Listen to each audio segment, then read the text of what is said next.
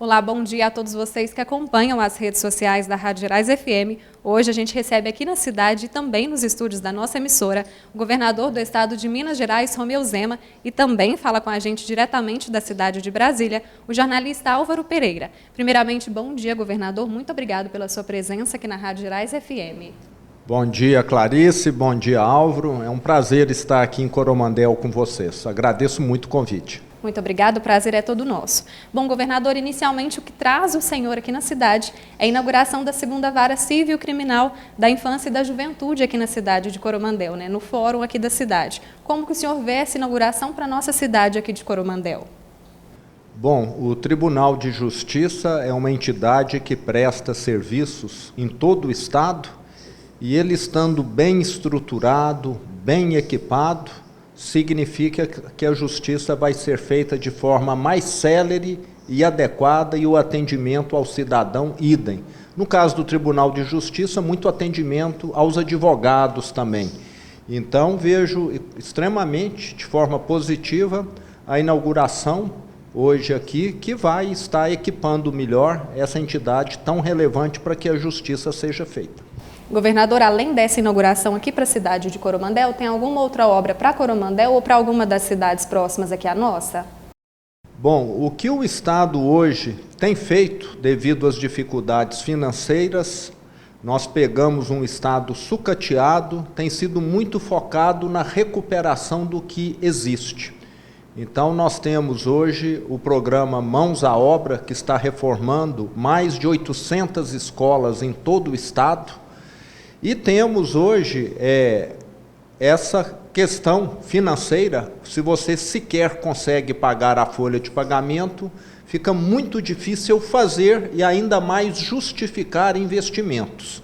Então, infelizmente, Minas Gerais depende de reformas para que novas obras possam voltar a acontecer no estado. O que nós temos feito é dar manutenção no que existe e muitas vezes ainda falta recursos para isso. Governador, e falando um pouquinho melhor nesse quesito de manutenção, uma coisa importante para a gente aqui da região de Coromandel, que é uma grande produtora agrícola, é sobre as rodovias, né? Uma delas é a MG 188, que liga Coromandel a Patrocínio, e também a MG 190, que passa por Abadia dos Dourados, Monte Carmelo, Romaria, que são cidades bem próximas aqui à nossa. Tem manutenção por essas rodovias por agora, asfaltamento, porque o pessoal reclama muito de buracos, né? Tem obras para essas rodovias por agora? Eu dou toda a razão a quem utiliza essas rodovias. Eu estive aqui recentemente, cheguei a transitar por uma delas e posso te dizer que a situação das rodovias deixa a desejar. O que nós temos previsto são operações tapa-buracos de acordo com a disponibilidade financeira do Estado. Mas estamos vendo, através de emendas parlamentares de deputados estaduais, deputados federais, aquilo que nós vamos conseguir agilizar. Porque numa época de chuva, numa época em que o transporte aumenta muito, o trânsito de caminhões, as estradas acabam ficando mais danificadas. Então estamos correndo atrás. Espero em breve trazer boas notícias. Ajuda muito, a produção aqui é muito relevante, uma das principais regiões produtoras do estado, então nós temos de estar olhando. Com certeza. Governador, em relação a gastos e investimentos nesses dois primeiros anos de mandato, né? Como foi o gasto, o investimento? Estava na meta, gastou mais, gastou menos do que o senhor imaginava, do que o senhor previa? Bom, nós assumimos um estado quebrado, um estado que estava em seríssimas dificuldades e que estava quase que falindo as prefeituras juntos, porque o último governo não fazia os repasses para as prefeituras. Ele deixou de fazer 7 bilhões e 200 milhões de repasses que os prefeitos tinham direito de receber. Além de eu estar pagando o meu repasse normalmente, eu parcelei esse antigo, fizemos um acordo judicial com todos os 853 municípios de Minas e hoje todos os prefeitos estão recebendo esse para trás, 7 bilhões e 200, são 34 prestações de 240 milhões. Colocamos os consignados em dia do funcionário público, não sei se é do seu conhecimento, 240 mil funcionários públicos tiveram o nome inscrito indevidamente no SPC e Serasa, porque descontaram deles o consignado e não pagaram os bancos. Só nisso, 500 milhões de reais. Funcionário público estava sem acesso ao plano de saúde, não conseguiu uma consulta, um exame. Pagamos clínicas, hospitais, laboratórios. Hoje já está regularizado. Então, o que nós temos feito é apagar incêndio.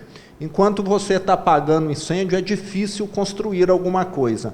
Mas, à medida que o tempo passa, esses incêndios vão sendo apagados e, com certeza, vai chegar o momento em que nós vamos estar conseguindo fazer algo. Mas a situação do Estado ainda é crítica. Nós estamos pagando a folha de pagamento atrasada e ainda vamos ter de parcelar o 13º. Estamos quitando o 13º só de quem ganha até R$2.000 nesse mês de dezembro e ainda assim atrasado. Mas já está melhor do que o ano passado, quando em dezembro nós não pagamos nada. Então já há índices de melhoria, mas ainda há muito o que ser feito. Com certeza, há muito trabalho pela frente, né, governador? Sim, eu falo que a situação de Minas é equivalente a alguém que ganha R$3.000 por mês e deve 200 mil. Ele não quita a dívida em 1 ano, nem 2, nem 3 e nem 4. É dívida para ser paga em 10 anos ou mais. Governador, agora falando sobre o assunto atual para todos nós, né, para todo mundo do Brasil inteiro, que é o coronavírus. O Estado de Minas Gerais pretende seguir o Plano Nacional de Vacinação do governo federal? Clarice, toda a vacinação no Brasil até hoje, contra a poliomielite, contra a meningite, contra a varíola, sempre foi conduzida pelo Ministério da Saúde, nacionalmente. Nunca houve no passado alguma região, estado, município que falava eu vou vacinar e o resto não vai ter. E por uma questão de justiça, todo brasileiro merece a vacina, todo mineiro merece a vacina. Então já está definido que o plano será nacional e eu quero deixar todos aqui que estão nos escutando cientes. A vacina chegará para todos. Não vai faltar vacina para ninguém. Infelizmente é um tema muito sensível, já vai fazer quase 1 ano que nós estamos na pandemia e tem governantes que se apropriam do tema para poder fazer algum capital político, o que é lamentável, porque nós devíamos estar tendo como objetivo resolver o problema e não falar, eu tenho uma solução melhor.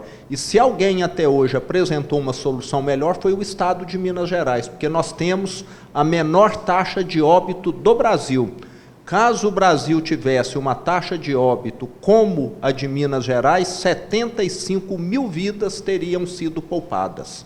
Então, o Estado de Minas, até o momento, é o melhor estado, com a menor taxa de mortalidade, o melhor em desempenho, né? Porque é muito ruim falar ser o melhor quando se está em jogo questão de vidas, mas esse desempenho nosso, com toda certeza, salvou muitas vidas, e vamos fazer o mesmo na vacina. Já compramos mais de 50 milhões de seringas, agulhas, EPIs, 700 refrigeradores, e está tudo preparado para qualquer momento que a vacina chegue, ela está rapidamente distribuída para os 853 municípios. Então, da mesma maneira que nós somos o Estado que melhor conduziu a pandemia até o momento, nós queremos ser o Estado que melhor vai fazer a vacinação. A imunização de todas as pessoas. Governador, como que o senhor vê essa questão de obrigatoriedade e não obrigatoriedade da vacina de imunização contra o coronavírus? Eu sou da opinião que todo ser humano tem direitos e liberdade. E sou da opinião que cabe a cada um estar optando se quer ou não vacinar. Tem pessoas que são desconfiadas, talvez em algum evento, talvez em alguma companhia aérea seja exigido que quem entre tenha vacina. Então, a pessoa tem de saber que talvez ela vai ser demandada em algum momento. Talvez alguma escola particular vai exigir que as professoras ou os alunos, quando chegar a época, aí, sejam vacinados. Então, eu sou favorável à liberdade, não à obrigatoriedade. E agora falando um pouco melhor sobre os leitos de UTI em todo o estado de Minas Gerais, né? Como que está a situação hoje de todo o estado em relação ao número de leitos? Bom, No início da pandemia, nós construímos um hospital de campanha em Belo Horizonte com 800 leitos, que felizmente não precisou ser utilizado. Foi o hospital de campanha mais barato do Brasil e como a pandemia em Minas Gerais não chegou a patamares alarmantes, nós não tivemos necessidade de fazer uso do mesmo. E, infelizmente, nos últimos 35, 40 dias, nós temos observado um acréscimo muito expressivo no número de casos e um acréscimo também, mas não tão expressivo, no número de óbitos. E como o número de casos aumentou muito, nós temos assistido um aumento também, tanto dos leitos de UTIs quanto dos leitos clínicos. Temos acompanhado de perto e, além disso, temos, em alguns casos muito específicos, ter de remanejar alguém de cidade. Porque, às vezes, na cidade A já está lotado, vai para a cidade B a 50 quilômetros. Já aconteceu pouquíssimos casos dessa natureza. E aí eu quero até aproveitar esse momento para fazer um apelo para todos que estão nos escutando. A pandemia está no meio de nós, a vacina não é a solução definitiva, porque ela vai ser gradativa, primeiro os profissionais de saúde, depois as pessoas de 75 anos, e assim sucessivamente. Ela vai ser um processo que vai durar 6 meses, então a necessidade de nós de continuar usando máscara, com as medidas de distanciamento, de higienização, porque o vírus está no meio de nós. Eu já tive várias pessoas da minha família vítimas do vírus, e sei o quanto ele é forte, podendo quase que levar até a morte. Então, eu peço aí ao mineiro que até o momento fez tão bem, nós mineiros aqui, que continuemos fazendo esse esforço. Agora, nas festas de fim de ano, principalmente, vamos ter um Réveillon diferente. Não vai ser uma passagem de ano de aglomeração, um Natal com cuidados, porque, caso contrário, a situação que já está difícil pode ficar ainda pior. A gente sabe, governador, que cada um que fez a sua parte ainda tem que continuar fazendo, principalmente em relação ao coronavírus, né? Exatamente. Governador, agora a gente vai falar um pouquinho com o jornalista Álvaro Pereira, que está lá em Brasília e vai conversar com a gente e com o senhor também um pouco melhor sobre a política nacional. Bom dia, Álvaro. Bom dia, Clarice. Bom dia, governador Romeu Zema. É um prazer, uma honra receber a sua visita aí na Gerais FM em Coromandel, saber também que o senhor está nos visitando aí em Coromandel. Gostaria até de estar aí pessoalmente para recebê-lo, mas, infelizmente, o trabalho me prende aqui a Brasília nesse final de ano. Prazer enorme recebê-lo, governador. Prazer é todo nosso, Álvaro. Eu acompanhei aí essa primeira parte da entrevista, a sua conversa com a Clarice, e vi que o estado de Minas, assim como a maioria dos estados brasileiros, ou a totalidade dos estados brasileiros, passam por momentos de grande dificuldade financeira, não é? Com relação ao fato também de termos aí essa pandemia, eu suponho que a situação se agravou ainda mais, né? O que isso representou em termos de queda de receita para Minas Gerais e o impacto disso na gestão do estado? Qual foi?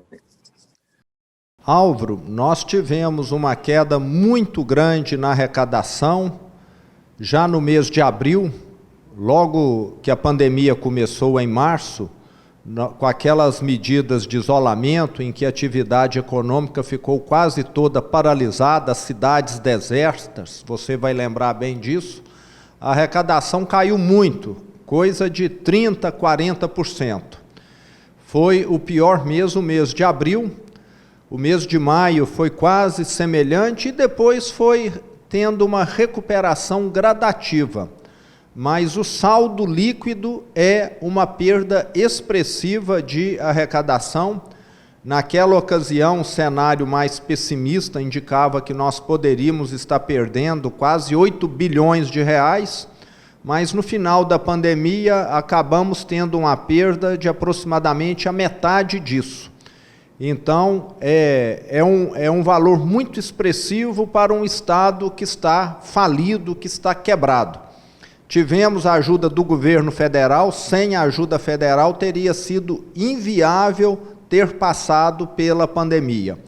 Essa ajuda contribuiu para viabilizar todos os estados do Brasil, caso contrário, teria sido impossível, porque a principal receita da grande maioria é o ICMS, que depende da atividade econômica. Agora, mesmo assim, o senhor falou que Minas Gerais tem o menor índice de óbitos, né, nessa fase aí da pandemia. Como é que foi possível chegar a esse resultado? Qual foi a estratégia adotada por Minas que levou a esse resultado? Álvaro, primeiro planejamento. Em janeiro, muito antes do vírus chegar no Brasil, nós sabíamos que seria somente questão de tempo e já começamos o planejamento caso ele chegasse. Então, no dia que o vírus chegou em São Paulo, chegou em Minas Gerais, nós já tínhamos tudo mapeado, planejado, e essa antecipação faz toda a diferença, porque o vírus, nós vimos, ele tem uma certa característica que se assemelha a um incêndio. Se você domina o incêndio no início, se você está a postos, a chance daquela chama se disseminar por toda uma floresta, um edifício, diminui drasticamente. Então, esse planejamento foi extremamente importante. Além disso, nós demos autonomia aos prefeitos. Eu não acredito que eu, dentro do meu gabinete em Belo Horizonte, tomaria as melhores decisões para os 853 municípios. Alguns foram atingidos de imediato, o último deles foi atingido há 10 dias. Então, até 10 dias atrás, nós tínhamos município em Minas que não tinha um caso sequer de Covid. E atribuo muito disso também à conscientização do povo mineiro. Nós, mineiros, somos mais criteriosos, desconfiados, e com toda certeza nós fizemos um isolamento de melhor qualidade, estamos ainda adotando todas essas medidas, diferente, às vezes, de outros lugares que nós assistimos, infelizmente, em que as pessoas parece que não estão convivendo com a pandemia, continuam vivendo sem fazer nenhum esforço adicional. Então, essa cultura nossa mineira também foi muito relevante, e vale lembrar que nós temos um time muito competente. Modesta à parte, eu montei um secretariado que eu não conhecia ninguém, foi todo ele selecionado por especialistas. Então, Minas Gerais tem, não só à frente da saúde, como de outras secretarias, pessoas extremamente capacitadas, técnicas, e não atores políticos. E salva a vida quem é médico, e não quem é político, com todo respeito aos políticos. Governador, podemos falar um pouquinho sobre política nacional? Pois não. O senhor foi eleito pelo Partido Novo, né, que vem com a proposta de novas práticas políticas, mas que tem também uma posição crítica em relação ao presidente Jair Bolsonaro. Por outro lado, a gente percebe que o senhor tem uma boa relação com o presidente Jair Bolsonaro. Qual a avaliação que o senhor faz desses primeiros 2 anos de governo Bolsonaro? Álvaro, eu faço uma avaliação que o governo tem tentado acertar, mas as reformas têm sido lentas, mas eu mesmo posso dizer que convivo com essa certa morosidade do setor público. Se dependesse de mim, nós já tínhamos privatizado diversas empresas, teríamos aprovado a reforma da Previdência, que aprovamos com 1 ano de antecedência, e assim por diante. Mas, desde que haja essa pauta reformista, eu vejo que nós estamos na direção certa. Agora, o governo do presidente tem, em alguns momentos, tido uma comunicação que não é a melhor, entra em pautas menores, em pautas que não são, às vezes, aquelas que vão mudar o futuro do Brasil. Isso gera, no meu entender, ruído, uma certa perda de foco. Então, dá para melhorar a questão da vacina. poderia ter sido talvez mais bem planejada para que o Brasil recebesse com mais antecedência a vacina? Sempre há melhorias. Eu tenho certeza que se alguém avaliar o meu governo também vai encontrar coisas que poderiam ter sido aprimoradas.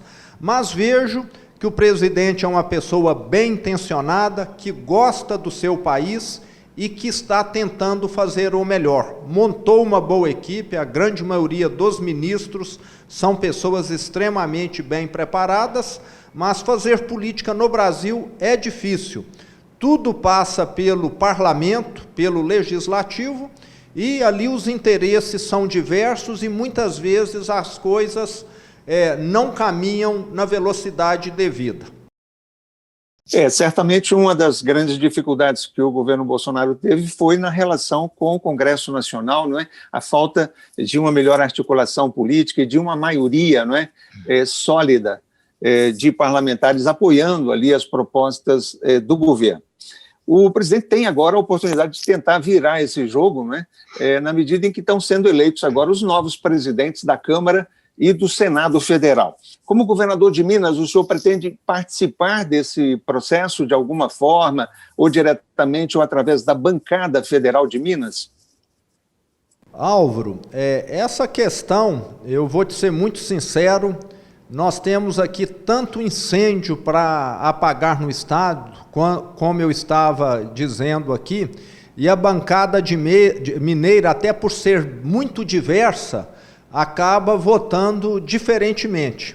Então, o Diego Andrade, que é o nosso representante dentro do Congresso, que representa a bancada mineira, estive com ele recentemente e ele mesmo me disse isso, não há um consenso, ele tenta ver aquilo que é melhor para o Estado, os nomes ainda, pelo que ele me disse, estão aí para serem definidos, mas a minha participação direta realmente não tem, eu acabo, nesse caso, mais acompanhando, até porque é uma tarefa do parlamento.